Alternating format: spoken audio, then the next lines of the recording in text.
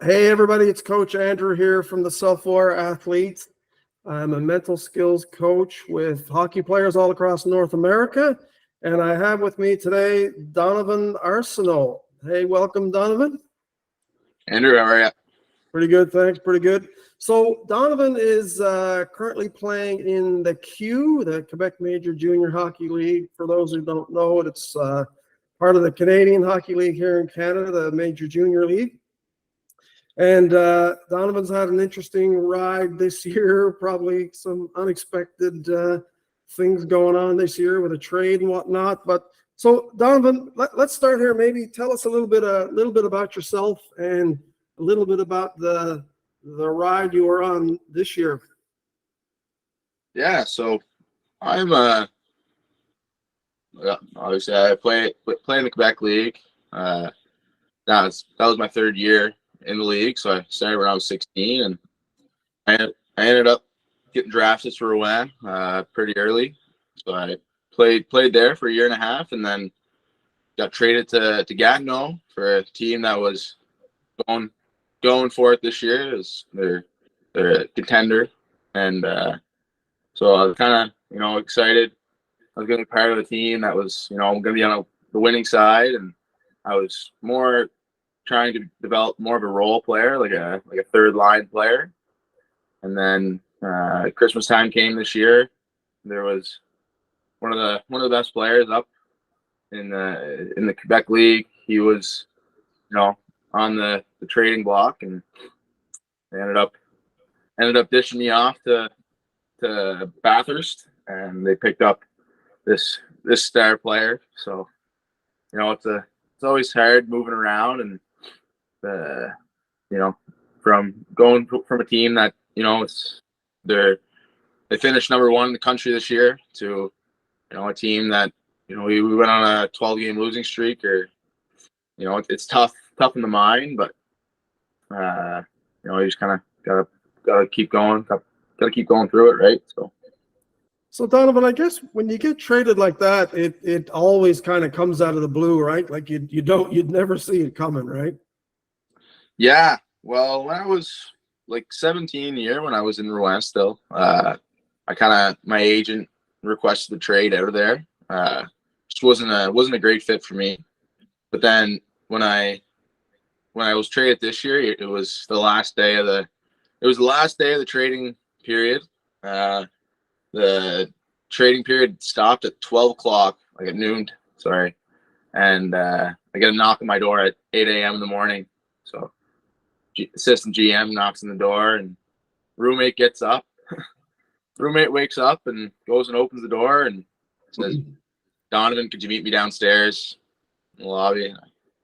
At that point there, I was kind of like, why else is it gonna be 8 o'clock in the morning? But yeah, it's always kind of a shock. Your whole life is in this town. You got billets, you got teammates, you got friends.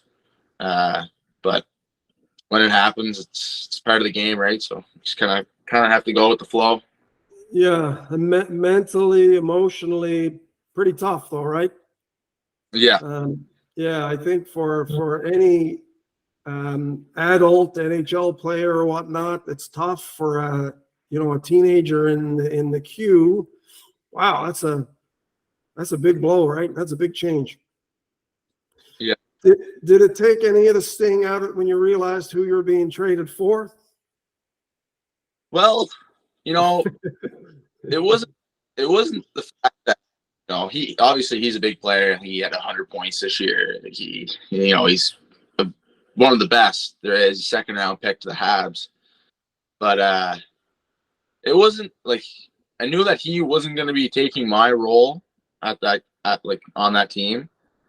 But what helped me get through it was, the core group in Bathurst was good. The guys were great, and I was going through a player who, I had some skill. I'd seen some second line power play, but I was never I was only playing about 12, 14 minutes a night in Gatineau with, second line power play, but that's, 25 seconds at the end of every power play, right? So you you don't get a whole lot of opportunity when I was in that situation. But when I came to Bathurst, you know, I was that older guy in the team, third year vet, and I had more opportunity and more responsibility. And I think that kind of helped me settle in, because I felt more like a leader on that team, more of, all right, let's try to get this group going, and, you know, try to bring my experience that I had, and, you know, try to help the team whatever way I can. But that definitely helped after I got traded, knowing like I'm going to have this responsibility, and now I have to take it upon myself to, you know, try to help this team. Yeah, so you embraced the opportunity, which is amazing, and sounds like it didn't take you long to do that. So you and I have been working together for, I don't know, I guess maybe the better part of this season. What was going on? How did you and I get connected? What, you know, how would you describe that? How that played out? I'd say a lot of luck involved for me. I was going through a rough patch. I've worked with a few different sports psychologists before. Nothing really, you know, helped me out in a sense where like my game changed. And I was always, I had a very big problem with, I was always in my own head. And my dad, he kind of, you know, he noticed that. And my father's a huge help. He knows the game. He's a brilliant hockey mind. And he loves you too, which is not that helps, right?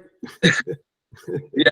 And he went and he listened to one of your videos. And he's like, wow, this guy's got some good stuff. And I guess he got in touch with you, gave you a call, and like he was telling me for a week straight that he was going to be calling you every day. Every time he'd call me, he's like, yeah, I'm going on the phone with Andrew. I'm all excited, and I have lots of questions for you. It'd be great for you. And anyways, but a week after, he had a good chat with you, and ended up, he's like, all right, like, you have to be doing this. So I started doing it. It was I think it was November, and the very first week I worked with you, I think I had 3 points in 4 games, something like that. And I was like, all right, like, you know, I might not have processed all the information yet, but, you know, my confidence levels kind of rose, I guess, how to say it. And then my little brother, then I started having a little bit of success. And my little brother was like, oh, I need to join this too. So he started it, and he blew up too. He had 4 points before Christmas, and he finished the year off with I think second place in his team for points, playing in major midget, which is the highest midget league you can play in up here. So yeah, no, it was luck. It was luck from my father just scrolling on YouTube. But holy geez, it's helped me out so much, and like it's unbelievable. Amazing. So you said that you started out, or you felt like you were always in your head, right? And it sounds like everybody around you knew you're in your head. You probably even knew you had to get out of your head, but I guess you didn't know how to do that, right? Yeah, well, like I said, like, you know, it's tough. It's tough when you're like, I know I'm a young player, and I have high expectations. I had really high expectations for myself, especially when I got into the league. You know, when you're I'm a big body. I got, you know, like I'm one of the biggest guys out there, but I was still young when I got in the league, but I had all these high hopes. So when I'm not hitting these goals, getting what I want, you know, it's tough on the brain, tough on the mental side of it. And you know, I'm a gym rat. Like, I love being in the gym. I love working on my game, but mentally, I was kind of a nutcase. Like, if I had a bad shift, I'd come back and I'd you know, ring my cage. I'd you know, curse and swear, and it was bringing me down as a player big time. And you know, I didn't know how to get out of that groove. And then when I started working with you, I kind of learned how to compose myself and just kind of try to get in that zone, keep the monkey mind away. And that helped me like crazy amounts. So yeah. Donovan, why do you think, so you said you had some other experiences with sports psychologists and stuff like that. Why do you think that didn't work? I think it like the way that you have it going, like, you know, we get in contact at least once a week. You have the program online, so you can always go to the program, you learn, and then once a week you can go and you reflect with them. And, you know, you're always open for video calls and video chats. So I think that's just a huge part of it. You're available. You're always available for the players to get in touch with you, where the other sports psychologists that I worked with, like, don't get me wrong, they're great people, and I appreciate all the work they did with me. But, you know, after the 5-week program or whatever, you know, they're kind of, all right, You're done. yeah, you know what I mean?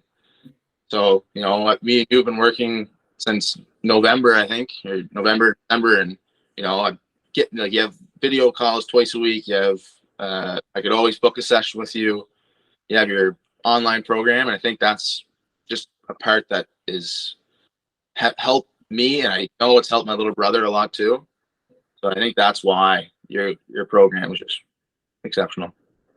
Awesome. Okay. So let me ask you this. Let's talk a little bit about the assessment portion of the program, because if you ask me, I think that's the big thing that maybe differentiates, maybe this program from maybe some of the others out there, in that, what we do is we have the athletes go through an assessment process. So it's just an assessment tool that I use with NHL clubs, and we use it with Major League Baseball teams.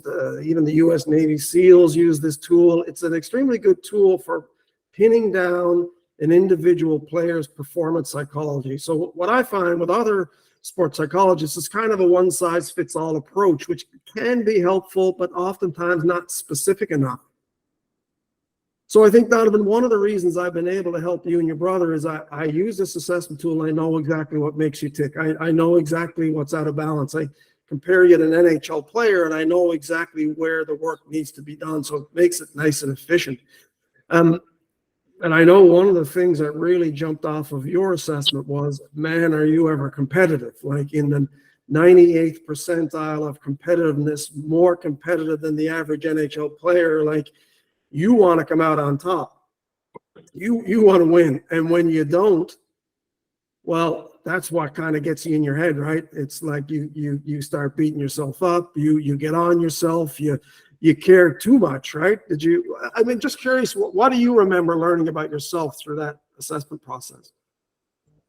Oh, like, when I remember looking through it, and like the TASE report is very visual, right? You have like your scales, and I was looking at it, and you have the gray scale, which is like, where the NHL players are, somewhere between those. And I remember looking at it, and I think it was I have it written down here. It's my awareness, compete, and then like trying to think the game. And trying to think the game, that part was like, I think it was in the 80s or maybe even higher. Like, I was trying to think the game so much that it was really just bringing my game down. And, I got it right here. Thinking the game was a 78. So I was trying to overthink. And then hard working was a 78. And then awareness of others was a 58. Yeah. So pretty much had it backwards.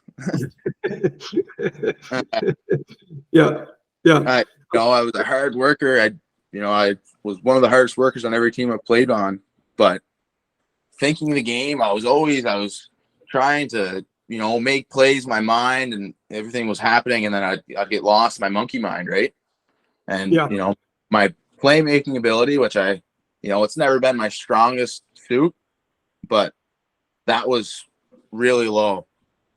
So a big thing that I needed to work on was, focusing on, really seeing the ice, seeing my awareness levels, and trying not to think as much. And, that part, not thinking as much, when I noticed that was a problem, and then I was like, oh, it is a problem. Before every game, I write down notes about what I need to be doing, and I'll get mad if I'm not hitting those hitting those goals, right? And then one game, I was like, oh, I'm gonna leave my book at home. I'm gonna leave my book at home. I'm gonna go there. I'm gonna have fun. I'm gonna listen to music. I'm gonna, stay loose. And I remember we were doing a TV timeout, and an old Irish tune came on, and I started singing away, like just joking around with the guys. And I think I finished the game with 2 or 3 points. Like it was just like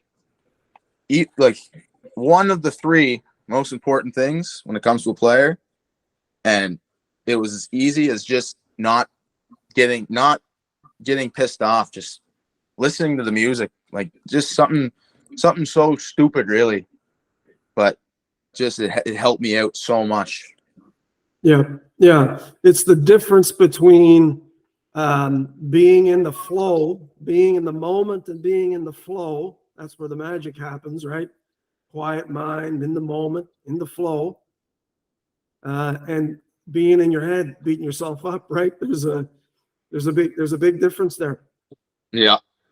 And for you, I mean, I think probably important to point out that every player is different, every player is unique.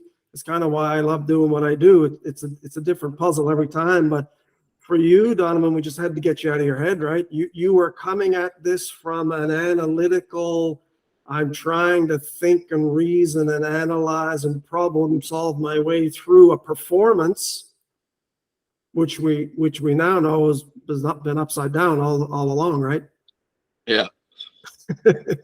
So it's kind of funny when you see it, or and going through the assessment process can be a little painful because you have to look at the things that are out of balance, and you have to look at what you're doing wrong. But I think, Donovan, one of the big aces in the hole for you is you're extremely coachable.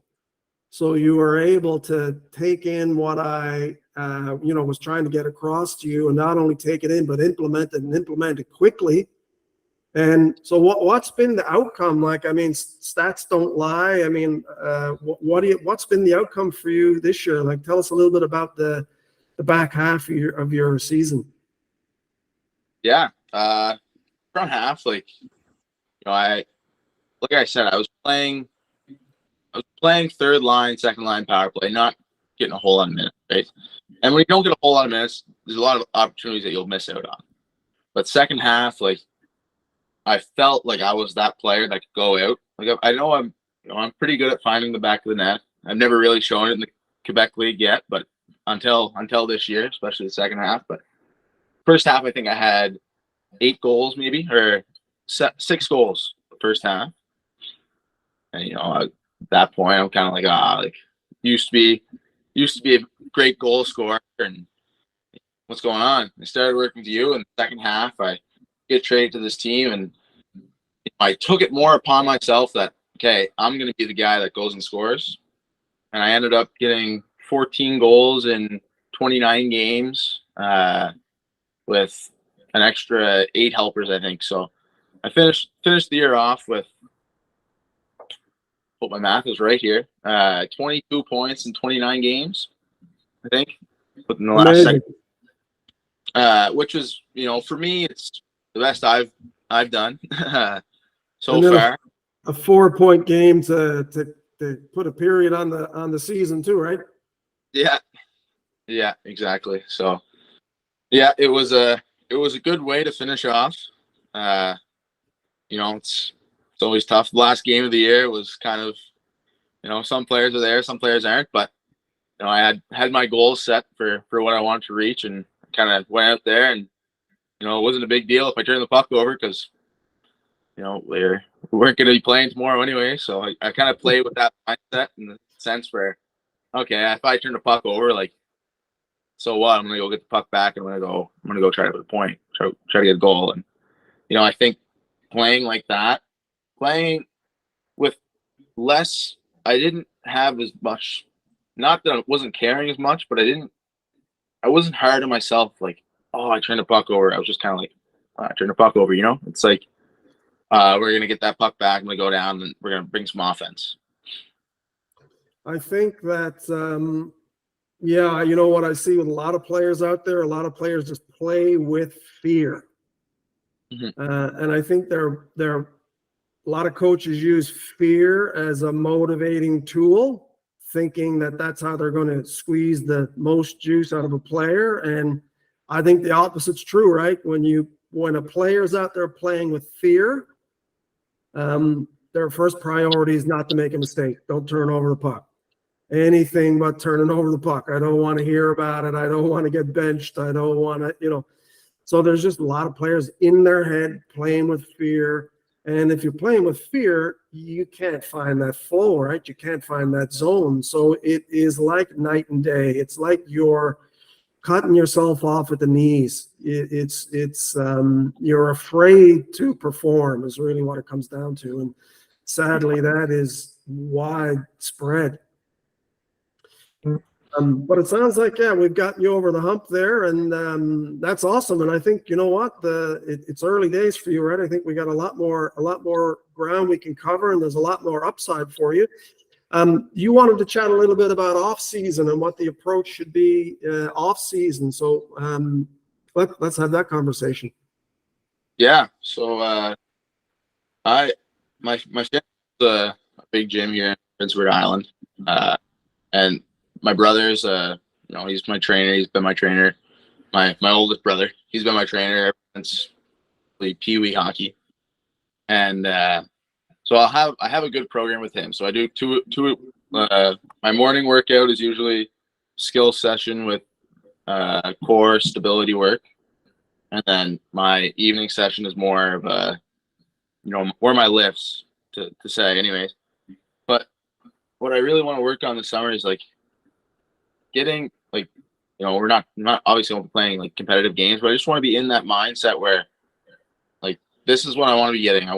Say I have a goal for 40 goals next year. This is what I'm going to get. This is what I'm going to be doing to get there. But where does my brain, where does my mind have to be to achieve these goals? So that's just kind of why I want to give you a call today. Yeah.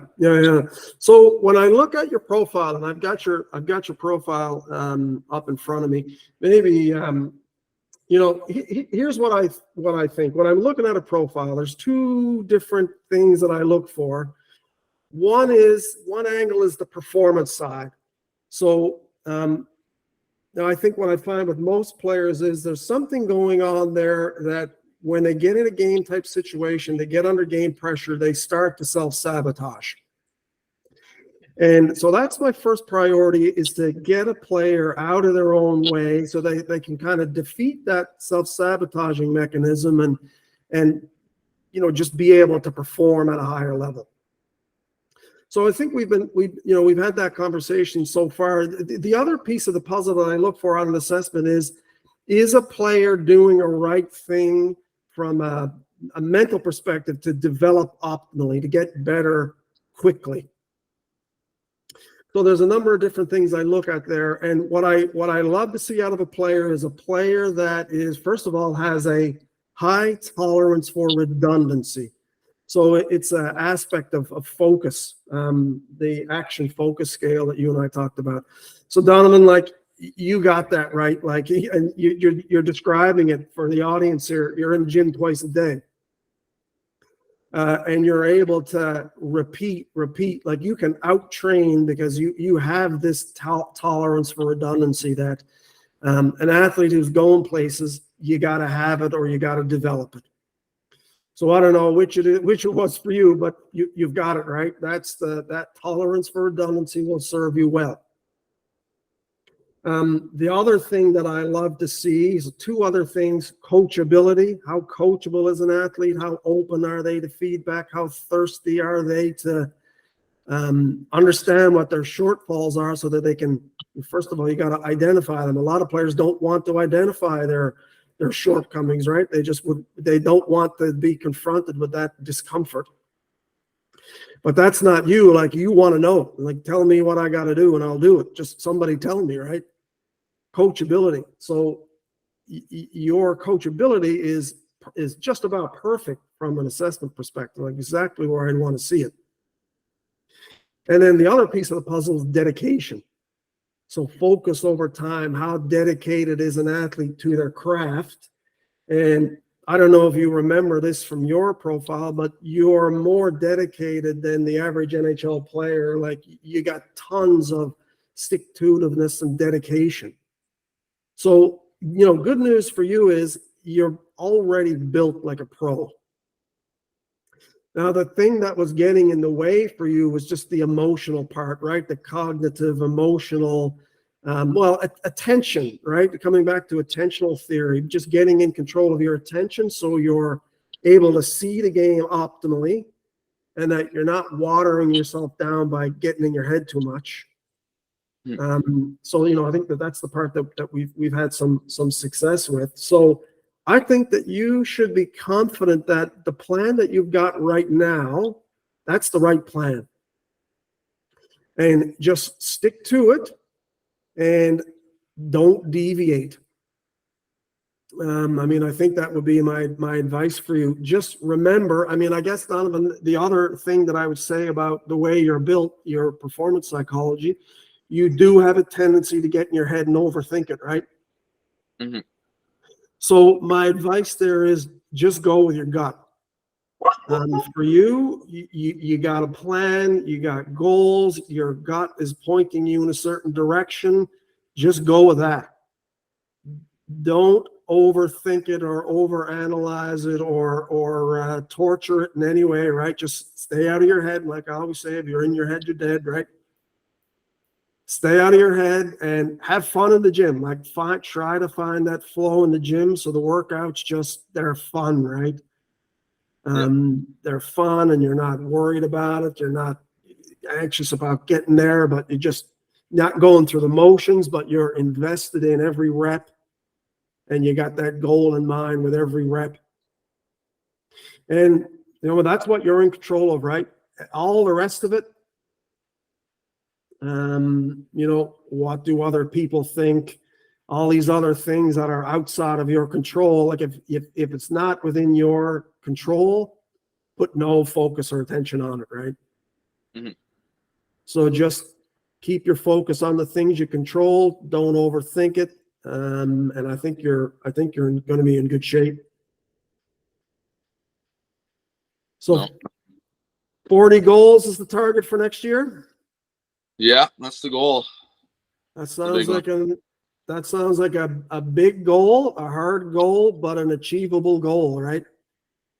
Yeah, I think so. And I think that's oh, sorry, go ahead. Oh, I said hard work is going to have to be put in, but I think if I do the right things, I think I can achieve that.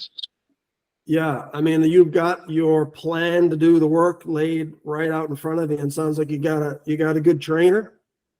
A guy you know fairly well. Yeah. Oh, he's awesome. Your dad's not going to kick you out of the gym, so I think you're in good shape. Yeah, I think so. Awesome. What about your little brother? Is he in the gym with you too, or?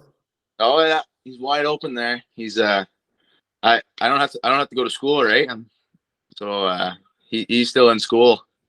So he's missing the workouts during the day, but he makes up for them at night. Yeah. Where's he going to play next year? He's not sure yet. He's hoping that he'll get a tryout now in the Quebec League, and then we'll see how it goes from there. He's finally starting to grow. He's 16 now. He's turning 17. So if he can hit that growth spurt and kind of put a few pounds on, I think he'll have a great shot because he works his bag off. So yeah, and he's got a strong second half of this past season that he can point to as well, right?